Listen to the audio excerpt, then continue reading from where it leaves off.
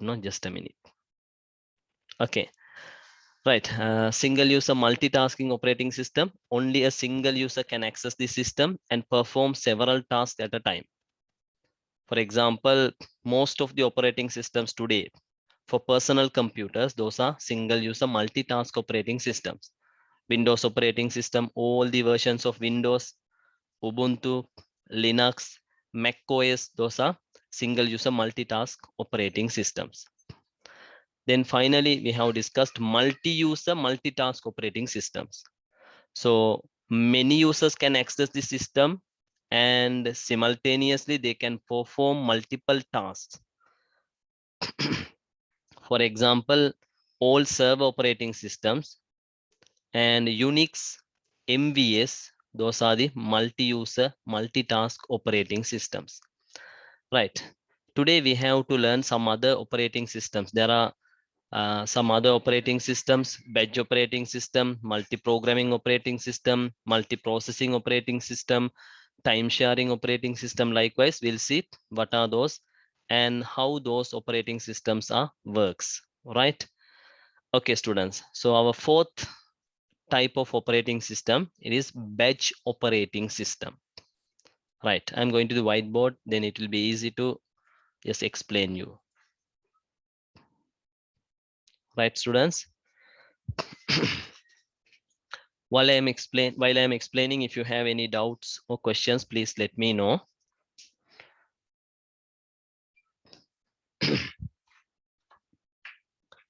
We are going to discuss our fourth operating system, that is batch OS, batch operating system. Actually, this operating system is used early stage of operating systems. That means third, second generation, third generation, those kind of early stage of operating systems.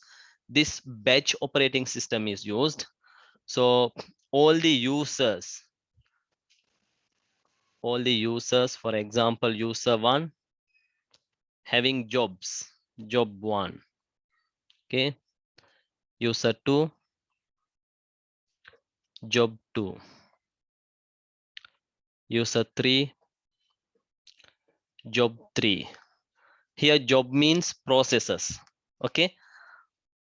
All the users having their own processes to compute. So all these processes are given to an operator. Operator is a nothing but a person.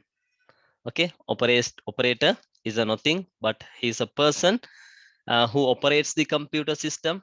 So all the users giving their jobs to this operator. Okay, we are discussing about batch operating system.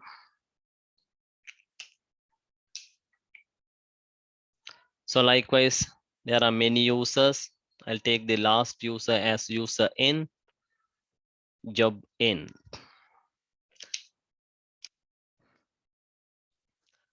All the users give their jobs into operator. So operator make it badges. Operator make those jobs as badges. Like this. Similar jobs, batch. Similar jobs comes under one batch. We'll take like this. Okay, here in this batch, there are 4 jobs. Job 1, sorry, job 3, job 4, job 8, job 1, job 5,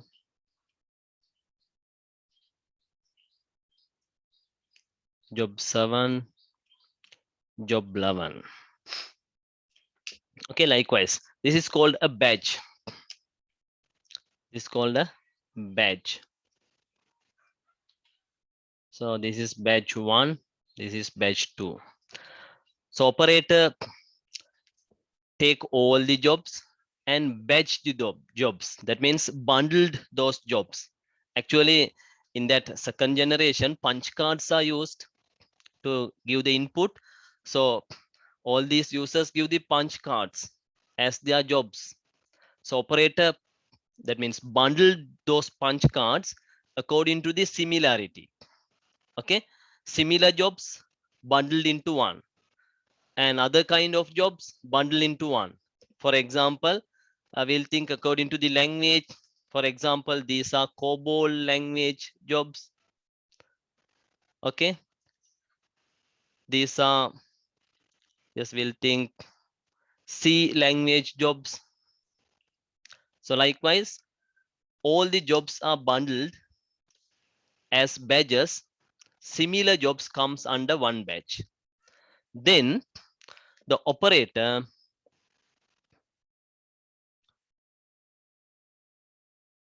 give these jobs, that means badges, as input into the system. Operator input these badges into the system. This is, I'll consider this one as system. So after completion, system gives the output. So this kind of operating system, in this period, the operating system is called as batch operating system. Okay, again I'll repeat it, students. Easy concept here. All the users provide their jobs to operator. Operator is nothing but a person. He bundles similar jobs as badges, like here badge 1, badge 2, badge 3, likewise. So then operator input one batch into the system. Job 1, job 5, job 7, job 11, one batch into the system. Then after execute all these badges, each and every batch execute by the system. After execution completed, output will be provided. Then thereafter only operator can input second batch. And after completion of the second batch, operator can input third batch. This kind of operating system is called as batch operating system. So this kind of operating system actually used in earlier stage of operating system, second generation, and starting of third generation. Okay, third computer generation. So these jobs are given like punch cards. You know, punch cards like this, punched cards. Okay, punch card system is developed by Herman Hollerith. So these jobs are created as punch cards. So punch cards given to the operator. Operator see those punch cards, and according to the similarity, he batch those. Then one badge is inserted into the system, input into the system. Then system do the execution of the all these jobs and give the output. Then finally, after one batch processed, finished its execution, then operator can input second batch. Okay, in this kind of operating system, actually CPU utilization is very low, students, because most of the time, that means more time CPU in idle state, because inserting or the inputting punch cards, it's a time taking process, and output the punch cards, it's also a time taking process. So in that time, system remains idle, no work. CPU, can take this one as CPU remains idle. So most of the time CPU is idle, no work. Okay, only works after input these punch cards or the jobs. CPU works. Then whenever CPU provides the output, have to take the output because punch cards are there. So it is a time taking process. So most of the time CPU is in idle state or not working state. So that's why we call it as CPU utilization in this kind of operating system is very low. Even today we are using these kind of systems, not operating systems. These kind of systems we are used here. All the users giving jobs, so operator has to wait to collect them. If one job is having with operator, he is not inputting it. He is collecting jobs. After a period only, those jobs are bundled as badges, then input into the system. So these kind of systems today we are using, but not operating systems. Systems today we are using. For example, payroll system. All the employee details are recorded each and every day within a month. Then finally, end of the month, payroll, their salaries are created. Payroll system. And electricity bill, it is also like that. 1 month, our electricity usage is monitoring and recording those data. And after the month, after 30 days finished, then only electricity bill calculated. And water bill calculation, telephone bill calculation, these are works as batch operating systems, batch systems. But in second, third generation, they used batch operating systems. Those systems, that means have same way, those system functions in same way, because operator has to wait until several jobs received, and after that bundle it, after that input one by one batch by one. Is it clear, students? Students? Yes, sir. Right.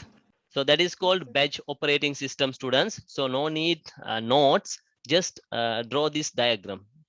So by using this diagram, you can understand what is a batch operating system. Quickly draw this, students. Actually, this output should come here. It's better to put here because of no, that means there's no space. I wrote it here. Okay. Users, jobs, and operator, badges, and input into the system. Then finally output. Let's quickly draw this diagram, students. By using this diagram, you can have the idea of batch operating system. Yes. After completion, raise your hand, students.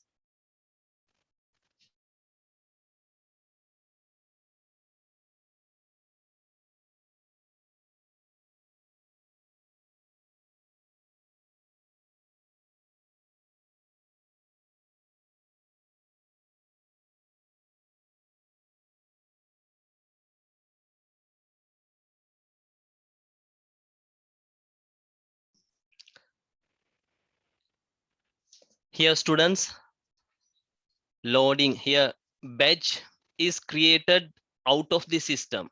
That one also you have to remember. Operator means he's a person, and badges are making outside the system, and loading and unloading punch cards. These jobs are in the form of punch cards. So loading punch cards and unloading punch cards consume significant amount of time, students. Loading punch cards, unloading punch cards consume significant amount of time. So during that period, CPU remains idle, no works there. Okay, therefore, here CPU utilization, okay, CPU utilization is low because loading and unloading punch cards need significant amount of time. In that time, CPU remains idle. That's the reason CPU utilization is low. Okay, right. So hope that's good enough related to batch operating Sir, system. Yeah. can you read that point? Okay. Input and outputs are in the form of punch card, students. Input and the outputs are in the form of punch cards. So loading and unloading punch cards need significant amount of time, or it consumes significant amount of time. Loading and unloading punch cards consume significant amount of time. In that time period, CPU remains idle. CPU no works there. CPU is in waiting state or idle state. So therefore, CPU utilization is low here. Clear? Yes, sir. Right. Okay. Then we'll move on to next operating system, next type of operating system. Here you can have some examples, not operating systems. That batch systems are there. As I said, payroll system and water bill calculation, telephone bill calculation, electricity bill calculation, all those are function like batch systems, not batch operating systems, batch systems. Right. Okay. Now we'll move on to next type of operating system, students.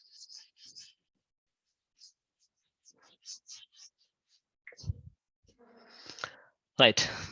Multi-programming operating system. Okay, that is called multi-programming OS. Fifth type,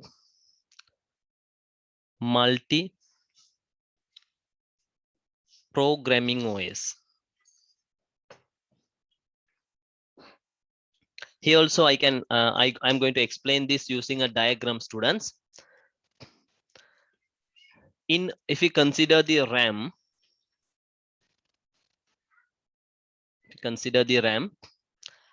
many processes are queued. Many processes are waiting in a queue. We call it as ready queue. Okay, we call it as ready queue. For example, I am taking several processes, P1, P2, yes, P3, P4. Process 1, process 2, process 3, process 4. Okay, many processes. This is for example, this is as an example. So in RAM, primary memory, many processes are waiting to go to the CPU to complete its execution. Okay, so we'll take the CPU here. Right. So CPU can run a process, one process at a time. CPU can't execute, CPU can't run many processes at a time. Only one process can execute on the CPU at a time. Okay, therefore CPU takes one process to execute. Okay, from this ready queue, CPU takes one process to execute. So while executing, while it is running, sometimes a process may need IO operation, input output operation. Okay, then that process going to perform IO operation. That process is going to perform, yes, we'll call it as IO operation. Take here IO operation, right? If not, sometimes if a process complete its execution, it goes to terminate state. Okay, it goes to terminate state.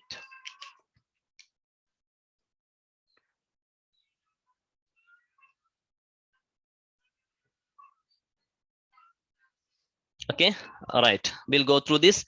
Many processes are waiting in the RAM, in ready queue,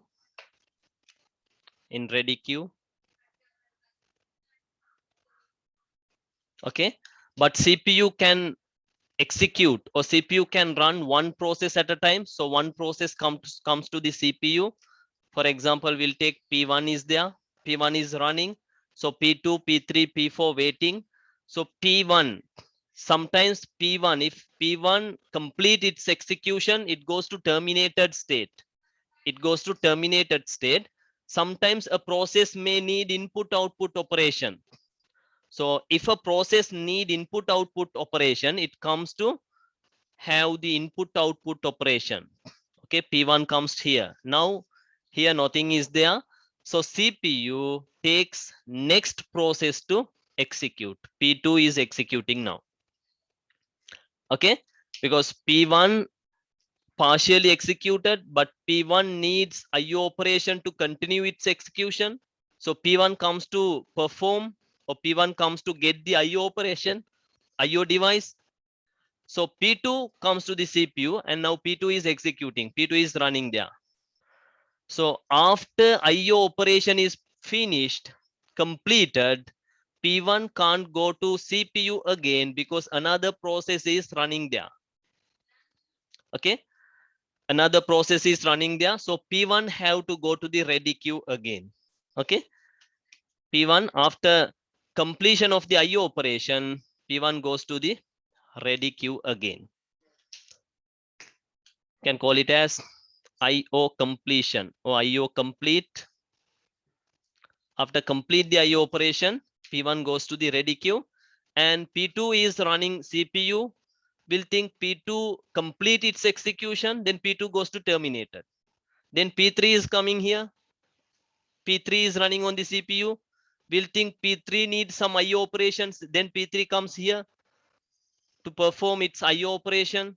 After that means whenever P3 comes here, P4